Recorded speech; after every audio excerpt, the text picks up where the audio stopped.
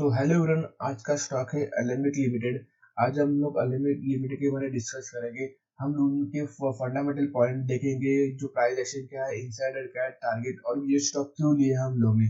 So basically हम लोग ने ये स्टॉक क्यों लिया है कि इसमें देखो, जो इनका सेक्टर है, जो फार्मा सेक्टर है, वो अच्छी खासी रैली दे चुका है। वो ऑल टाइम हाई पे है, उसने ऑल टाइम हाई ब्रेक करके सस्टेन हो रहा है और उसके बाद अभी रिटेज के लिए आ रहा है। तो ये स्टॉक मेरे हिसाब से फार्मा सेक्टर से रहेगा, तो इसमें भी एक अच्छी खासी बुल रन आ सकती है। लेकिन हम लोग को शॉर्ट टर्म के लिए देखना है फिलहाल। लॉन्ग टर्म का भी व्यू भी हम लोग देखेंगे, लेकिन पहले शॉर्ट टर्म का देखेंगे। उसके बाद सेकेंड पॉइंट है, देखो ये मंथली टाइम फ्रेम पे है। इसने एक डब्ल्यू पैटर्न बनाया है, तो ये डब्ल्यू पैटर्न एक बुलिश पैटर्न होता है। सो इसका जो ये लेवल है 60, ये बहुत इंपॉर्टेंट है। सो ये 60 पॉइंट, जो 60 का लेवल है, आप लोग जरूर याद रखना, ये अलेम्बिक लिमिटेड का। उसके बाद जो सेकंड पॉइंट है फंडामेंटल, तो फंडामेंटल में देखो ये स्टॉक आप, तो इसमें जो प्रमोटर होल्डिंग है बहुत अच्छी है। उसके साथ इसका जो प्रमोटर का जो परसेंटेज ऑफ प्लेज है 0% है। मतलब इस स्टॉक में 0%, मतलब ये प्रमोटर ने अपने स्टेक गिरवी नहीं रखे हैं। तो ये बहुत अच्छी साइन होती है स्टॉक की कभी भी। तो ये डेप्थ ऑफ इक्विटी, तो जो इनके पास जो डेप्थ है 0 है। मतलब company almost fundamental basic basic बहुत अच्छी है। यहाँ पे भी देख सकते हो आप, कंपनी ऑलमोस्ट डेट फ्री है। कंपनी रिजल्ट भी अच्छा दे रही है और उनका जो ईयर एंड ग्रोथ और डिविडेंड भी अच्छा दे रही है। तो ये बेसिक कम जो फंडामेंटल है अलेम्बिक लिमिटेड के बहुत अच्छे हैं।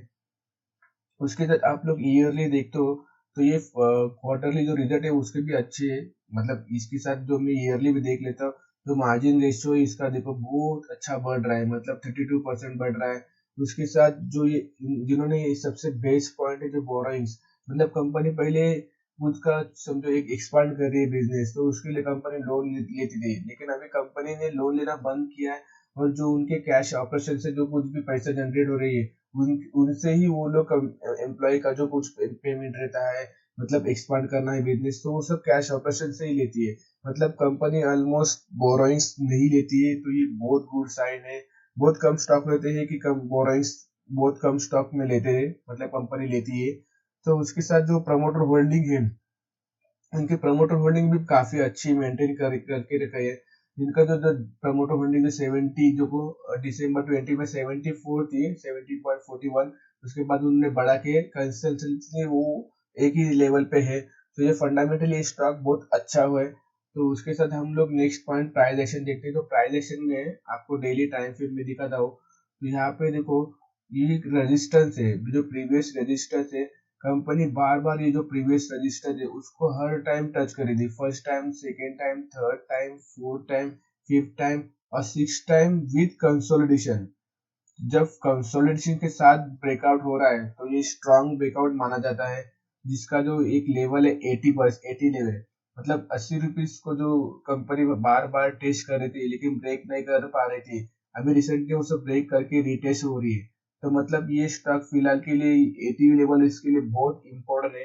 तो हम लोग 80 पे ही बाई, मतलब 80 के बाई प्लान करेंगे उसको अकॉर्डिंग। तो हम लोग भी उसके साथ इंडिकेटर भी देख लेते हैं। तो मैं बेसिकली मूविंग एवरेज यूज करता हूँ 50 डीएमए का हाई और लो। तो देखो यहाँ पे बहुत अच्छा रिस्पेक्ट करता है, कौन से भी स्टॉक में हम लोग देखेंगे 50 डीएमए अच्छे से टेस्ट करता है। यहाँ पे देखो, यहाँ से उसके ऊपर क्लोजिंग नहीं, यहाँ पे रेजिस्टेंस, यहाँ पे विथ रेजिस्टेंस विथ कंसोलिडेशन, उसके बाद ब्रेकआउट किया, वापस रिटेस्ट, वापस उसको ही रिटेस्ट। मतलब ये लेवल हमारे लिए बहुत इंपॉर्टेंट है। जो कुछ भी लेवल है, जो ये लेवल हमारे लिए बहुत इंपॉर्टेंट है। तो उसके लिए हम लोग ने इसको ये जो 40 डीएमए हाई और लो को उसको मार्क करके रखा हुआ है। तो प्राइस एक्शन में भी ये स्टॉक अभी बुलिश लग रहा है मुझे। उसके साथ हम लोग एक इनसाइडर पॉइंट है, हम लोग देख लेते हैं क्या है इनसाइडर पॉइंट। तो ये जो इंसाइडर पॉइंट है, यहाँ पर देखो एक्सेल है। तो ये एक्सेल में बेसिकली क्या होता है, जो ये एक्सेल है, इसमें मतलब डिलीवरी डेटा, जो एनएससी में जो डेटा रहता है, उस दिन क्या हुआ ये स्टॉक में, कितनी ट्रेड क्वांटिटी हुई, कितनी डिलीवरी हुई उस दिन, मतलब क्या क्या वो चीजें हो रही है, वो सारी चीजें मैंने एक एक्सेल में मार्क करके रखी है। तो हम लोग देखते हैं सबसे पहले इसका लॉजिक क्या है, ये जो एक्सेल है उसका लॉजिक क्या है। तो ये जो जैकपॉट है, ये जो अपॉर्चुनिटी, ये कॉलम एल कॉलम, आप इसको देखना। तो ये जैकपॉट है, तो जैकपॉट में जो क्या हो रहा है, मतलब इसका फॉर्मूला क्या है, बेसिकली मैं आपको बता रहा हूँ। मतलब इस दिन कम से कम ट्रेड में, मतलब समझो इनकेस मैं बाय कर रहा हूँ, तो मैं एक रिटेलर हूँ, तो रिटेलर का बेसिकली कैसे एक ट्रेड में 100 लॉट लेता है, मतलब 100 स्टॉक लेता है, क्वांटिटी लेता है, ज्यादा ज्यादा 500 क्वांटिटी लेता हूँ। लेकिन जो बिग प्लेयर होते हैं, जो बड़े बड़े म्यूचुअल फंड प्रमोटर्स, एफआईएस, वो लोग क्या करते हैं, कम ट्रेड में बहुत ज्यादा माल उठाते हैं। तो वो चीज यहाँ पे हम लोग हाईलाइट कर रहे हैं, मतलब नंबर ऑफ ट्रेड कम हो गए लेकिन क्वांटिटी उधर ज्यादा उठा ही जाती है। तो हम लोग को एक एक्सेल में एवरेज रहता है, तो उसके एवरेज के हिसाब से हम लोग ने फॉर्मूला बनाया है यहाँ पे। तो उस दिन कोई तो बड़ा प्लेयर कुछ तो कर रहा है, उसके साथ हम लोग डिलीवरी परसेंट में देखते हैं। तो डिलीवरी परसेंट क्या होता है बेसिकली कि उस दिन माल उठाया गया है, मतलब परचेज किया हुआ है क्या सेल किया हुआ है, मतलब लेकिन वहां पे कुछ तो डिलीवरी परसेंट, मतलब लॉन्ग टर्म में जो चीज होती है। आज हम लोग ने इनकेस इंट्राडे किया, तो इंट्राडे में बाय सेल किया, तो वो पोजीशन यहाँ पे नहीं दिखाती है। तो यहाँ पे बेसिकली डिलीवरी परसेंट ज्यादा, जितना ज्यादा होगा उस उतना ही वो लॉन्ग टर्म में उनको परचेज किया हो रहेगा, नहीं तो जो पिछली वाली होल्डिंग है उसको एग्जिट किया होगा। तो डिलीवरी परसेंट का जो एक बेसिक फॉर्मूला लगा के मैंने एक जैकपॉट निकाला है। तो ये जैकपॉट कौन से डे पे है, तो हम लोग वो फाइंड आउट करेंगे कि हाँ बाबा जैकपॉट डे कौन से कंटिन्यू। तो ये दिन सारे दिन मैंने यहाँ पे मार्क करके रखे। तो इस दिन मतलब बिग प्लेयर का कुछ तो इंटेंशन था, मतलब कि हाँ बाय करना है या सेल करना है। बिग प्लेयर तो यहाँ पे लो लेवल पर तो सेल नहीं करेगा, तो वो बेसिकली यहाँ पे लो लेवल पर तो सेल नहीं करेगा, कभी भी हाई लेवल पे ही सेल करेगा। लेकिन ये कंसोलिडेशन के साथ इसने ब्रेकआउट किया है, मतलब यहाँ पे बाइंग हो चुकी है थोड़ी बहुत। इन केस हम लोग बाय कर रहे हैं कौन से वीडियो पे, हमारा रिस्क रिवॉर्ड अच्छा रहेगा, तो हम लोग अच्छे लॉन्ग टर्म में हम लोग सर्वाइव कर पाएंगे। लेकिन हमारा रिस्क रिवॉर्ड बुरा रहेगा तो बहुत, मतलब वो हमारा कैपिटल वाइप आउट कर सकते हैं। सो इसके साथ ये जो इंसाइडर है जो हम लोग ने देखे, ये इंसाइडर भी अच्छे लग रहे हैं मुझे पॉइंट्स। उसके सबसे लास्ट पॉइंट है जो स्टॉप लॉस और टारगेट। अभी ये स्टॉक को देखो हम लोग, मैं आपको इसको मूविंग एवरेज लगाता हूँ जो हम लोग ने लगाया था। तो उसमें देखो 80% में मैंने तो इसको बाय के लिए बताया है। तो इसके साथ इसका स्टॉप लॉस मैंने भी देखो, ये जो नीचे वाला 50 डीएमए का हाई है उसको नीचे नीचे मार्क करके रखा हुआ है, मतलब 6 पॉइंट। मतलब इसका जो बाइंग प्राइस है 80 लेवल है, और उसका जो स्टॉप लॉस है वो 75 है। लेकिन डेली क्लोजिंग बेसिस क्या होती है, तो भी मैं आपको उसको समझाता हूँ।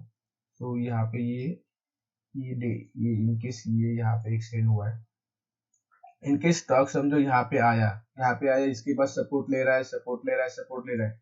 जब इसके इस दिन ये स्टॉक इसके नीचे क्लोज होगा वन डे टाइम फ्रेम पे, तो हम लोग इस स्टॉक से एग्जिट होंगे।